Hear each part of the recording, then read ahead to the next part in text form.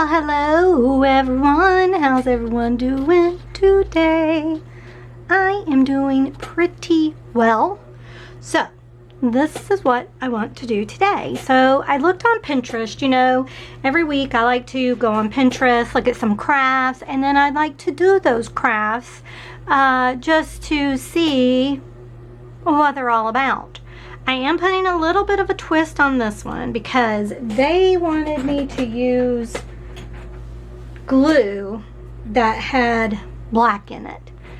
I don't have any of that, but I do have this 3D fabric paint in black, so I figured this will work just as well. So this is almost like what we did with the oil pastels, except we're using soft pastels this time. So I have some Rembrandt here, and I did get these out of a kit. I think it was the Palette Full a couple of years ago. They sent these out, and we're gonna use these. So I have these. I have some Q-tips or cotton swabs in the pointy things here. I've already printed out what I want to do, and this is a mandala that I wanted to do. It's free as far as I know. It's from www.freemandalas.net. So we're gonna go ahead and we're gonna use this because I dig it. I really dig it. So I have a piece of pastel paper, and again, I probably got this in the same kit that I got these out of. But as you can see, there are many different colors, and I'm using the lightest one for this here.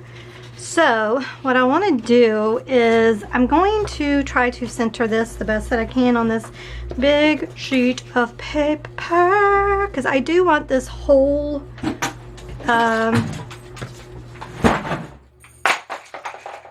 that was my dog.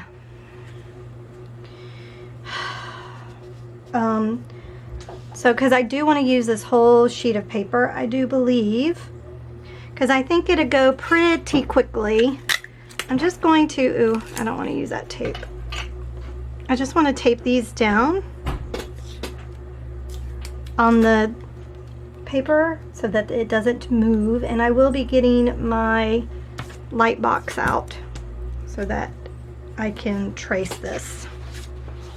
So let me do that and see what the dog knocked over, and I'll be back. Okay, I am going to use, I think, an 05. Here, I might just use this PN. And I'll end up needing to move it probably.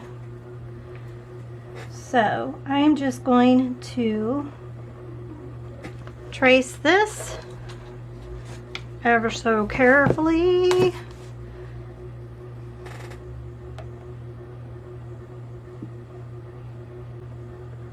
Maybe needs to be, I think it needs to be a little wider. Let's use the 08 because it's pretty wide. If I had a Sharpie fine, I'd probably use that. That's okay, so I have it done. Just take that off.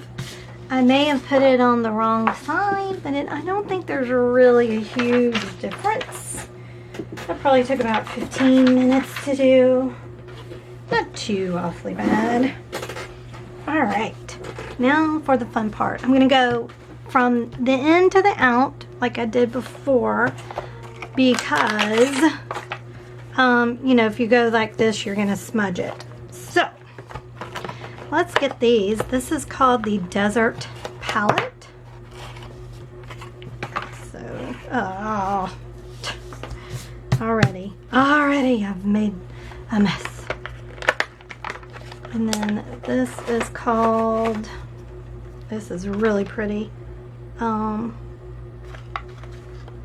It doesn't say the name of this one. General Selection, I guess. I may have bought these, and these may be the ones that I got with the kit. I know this is what I got with the kit because I've used them. So, all right, let's go. I think I kind of want like now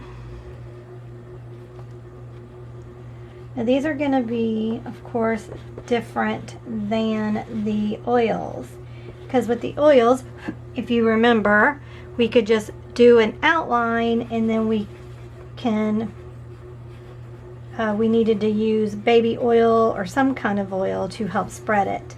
But here, as you see, we do not need to do that. We can just move it with our these. But your phalanges are going to get dirty, just to let you know that. So I'm going to go with orange next. And I kind of want to blend these two colors together a little bit here.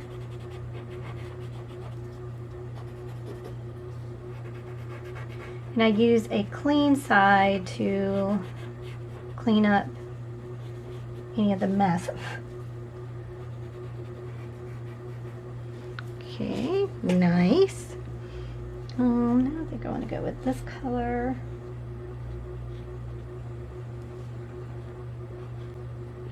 Of course, do whatever colors that you want, but be mindful of color theory.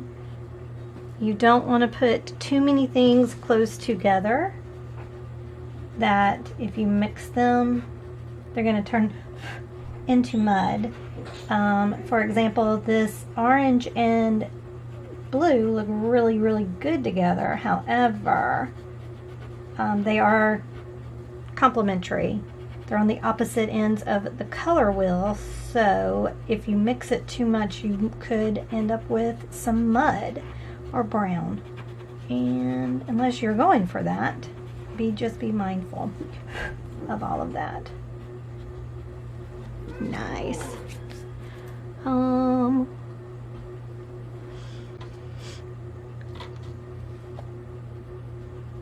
got some of that blue on here, which is perfect because I kind of want to blend these two colors together. I will say this doesn't blend as well as the oil does, as you can see. I do like the oils a little bit better. All right, I'm gonna test something right now. I've got a little bit of the chalk or the soft pastel on the paper, and I just put some oil.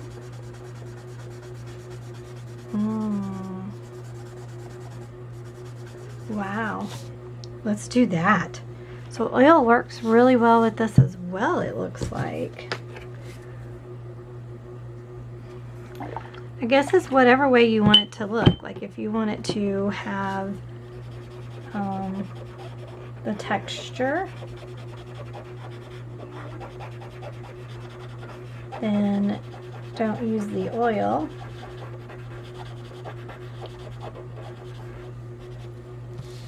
Wow, it darkens it up as well. Very interesting. Still doesn't blend quite as nicely as the oil, of course, the oil pastels, which is to be expected because this is a chalk. But I do like the look of it. It darkens it up a little. You can tell the difference. Nice. So that is an option. So you can use some oil with it, like you can with the other.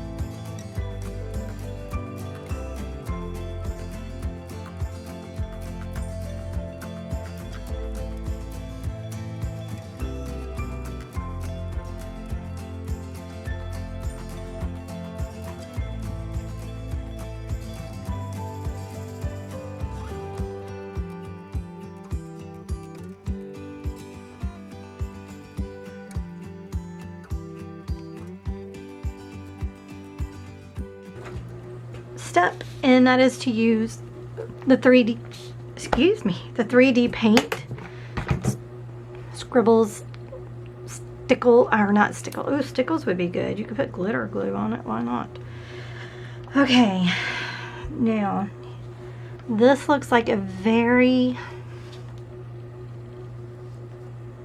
Okay, we're gonna try it and hope. Now, I will say, one of my subscribers actually did this, and she posted it in my Facebook group. So thank you for the inspiration and the idea to use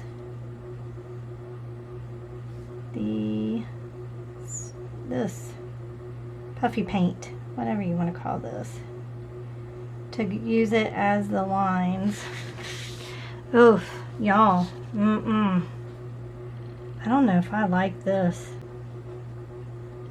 Okay.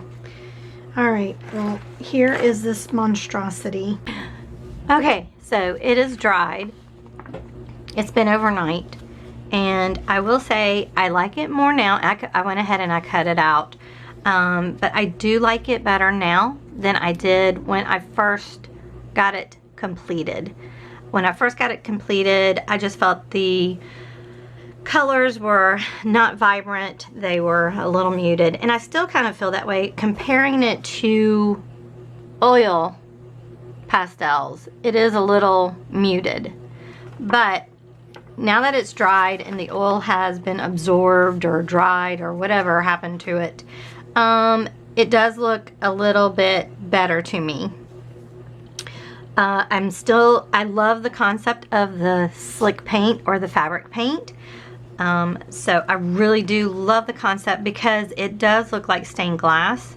However, just the nozzle has got to be different. This nozzle is way too big and you cannot get a consistent line weight with it.